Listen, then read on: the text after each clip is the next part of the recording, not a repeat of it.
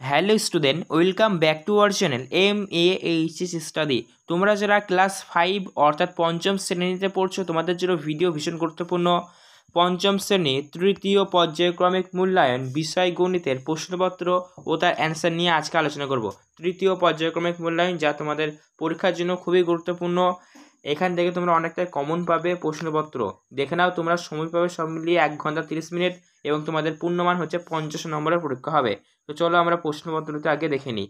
প্রথমেই দেখো যেটি থাকছে সেটি হলো সঠিক উত্তরটি নির্বাচন করো।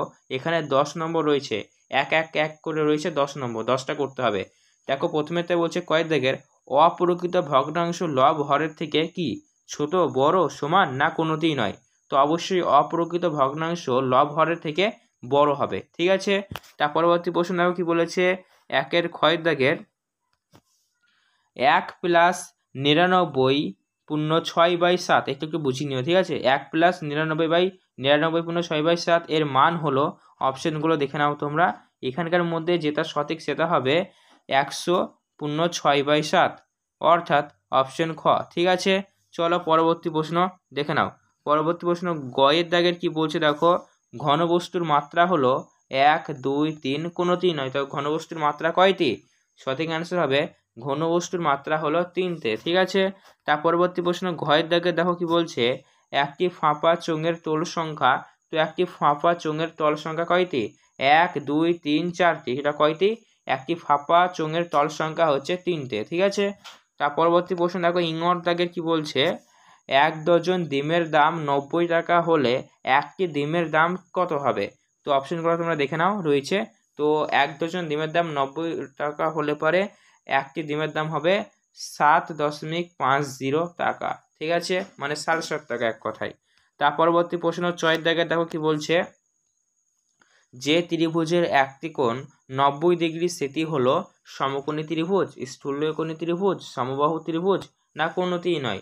তো অবশ্যই যে ত্রিভুজের একটি কোণ 90 ডিগ্রি সেটি হবে সমকোণী ত্রিভুজ, ঠিক আছে। তার পরবর্তী প্রশ্ন 6 দাগে দেখো কি বলছে, 5 এবং 5 এবং 0.05, 0.005 এবং 0.05 সংখ্যাগুলি ক্ষুদ্রতম হলো। তো সংখ্যার মধ্যে এইটি যেটা আছে এর মধ্যে সবথেকে ক্ষুদ্রতম কি, কোনটা ক্ষুদ্রতম সংখ্যা? তো সঠিক অ্যান্সার হবে 0.005, ঠিক আছে। তোমরা প্রশ্নটা আবার ভালো করে দেখে নাও, খুবই গুরুত্বপূর্ণ প্রশ্ন আসার মতন। তার পরবর্তী বর্গী জয় দেখো কি বলছে, ত্রিভুজের 3টে কোণের সমষ্টি। তা ত্রিভুজের 3টে কোণের সমষ্টি কত হয়? 360 ডিগ্রি না 180 ডিগ্রি না 120 ডিগ্রি না 90 ডিগ্রি? ত্রিভুজের 3টি কোণের সমষ্টি কত? অ্যান্সার হবে 180 ডিগ্রি, ঠিক আছে।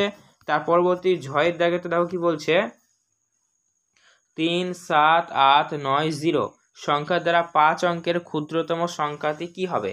অপশনগুলো তোমরা দেখে নাও কি কি রয়েছে। কয়েক জায়গায় রয়েছে 3, 0, 7, 8, 9, কয়েকটা দেখে নাও 0, 3, 7, 8, 9, গয়টা দেখে নাও 7, 8, 9, 0, 3 এবং বলেছে কোনোটিই নয়। তো এই প্রশ্নের অ্যান্সারটি হবে সংখ্যার দ্বারা 5 অঙ্কের ক্ষুদ্রতম সংখ্যা। এই অঙ্কটা কিন্তু ভারী ইন্টারেস্টিং রয়েছে। দেখো এখানে বলেছিল কি সংখ্যা দ্বারা 5 অঙ্কের ক্ষুদ্রতম সংখ্যাতে। তো তোমরা এই প্রশ্নের অ্যান্সারটিকে ভেবে বলো তো কীভাবে হলো, ঠিক আছে। তো সঠিক অ্যান্সার হবে 3, 0, 7, 8, 9 এই সংখ্যার দ্বারা 5 অঙ্কের ক্ষুদ্রতম সংখ্যা, ঠিক আছে। তার পরবর্তী প্রশ্ন দেখো কি বলছে, পিটফ্লাইংয়ের দাগের 2 অঙ্কের ক্ষুদ্রতম সংখ্যা হলো। তো 2 অঙ্কের ক্ষুদ্রতম সংখ্যা কি?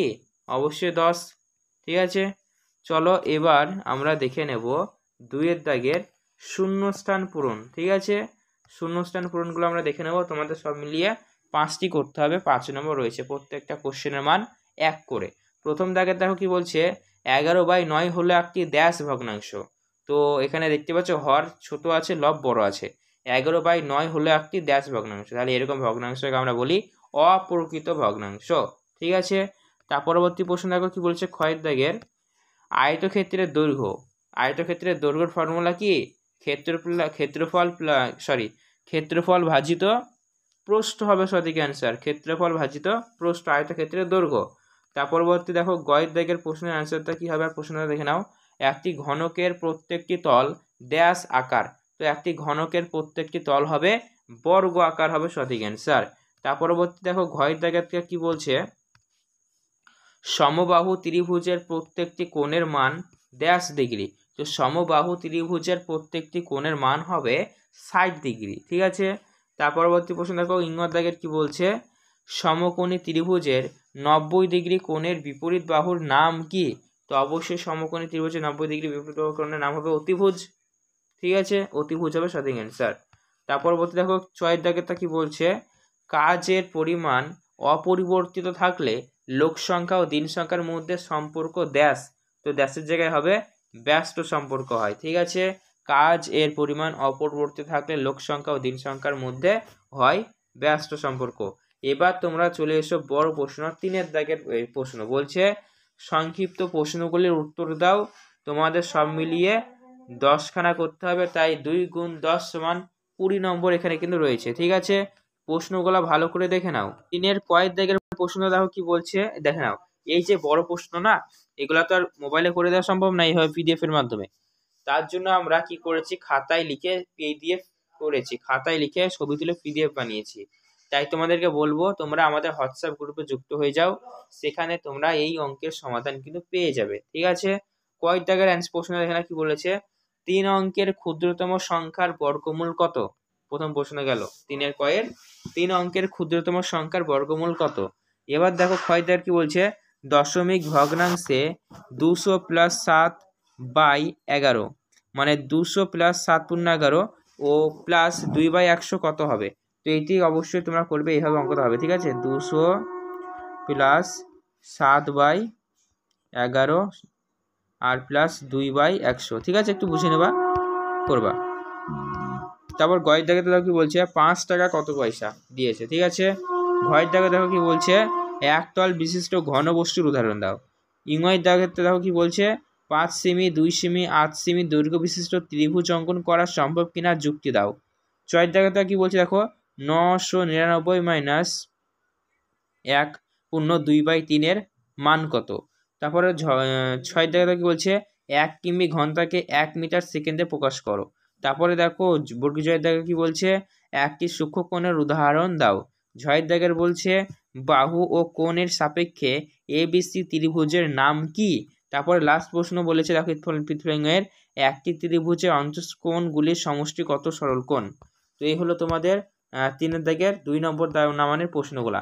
এবার দেখো চলে এসো 4 দাগের প্রশ্নে কি বলছে, যে কোনো 5টি প্রশ্নের অ্যান্সার দাও। তোমাদের এখানে 3 নাম্বার করে রয়েছে প্রত্যেকটি প্রশ্নের জন্য, তাই 3 গুণ 5 সমান 15 নম্বর এখানে তোমরা পেয়ে যাচ্ছ। প্রথম প্রশ্ন দেখো কয়েক দাগেরটা কি বলছে, 25/11 মিটার লম্বা দড়ি থেকে যদি 12/3 মিটার দড়ি কেটে নেওয়া হয় তবে কতটুকু দড়ি বাকি থাকবে? মাইনাস করে দেবে, বেরিয়ে যাবে।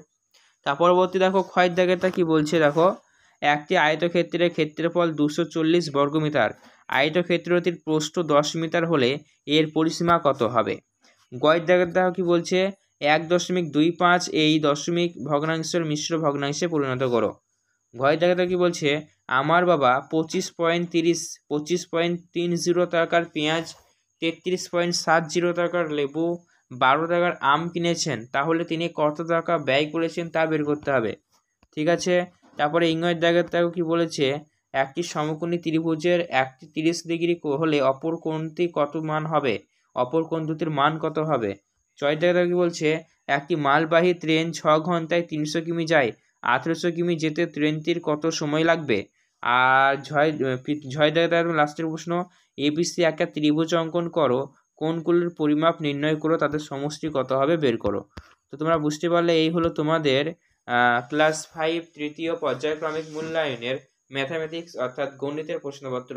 তো অবশ্যই এরকমই সাজেশন, নোটস এবং কমন পরীক্ষার প্রশ্নপত্র সব কিছু সমাধান পেতে আমাদের চ্যানেলটিকে তোমরা সাবস্ক্রাইব করো, পাশে থাকা বেল নোটিফিকেশন কল করো। ধন্যবাদ।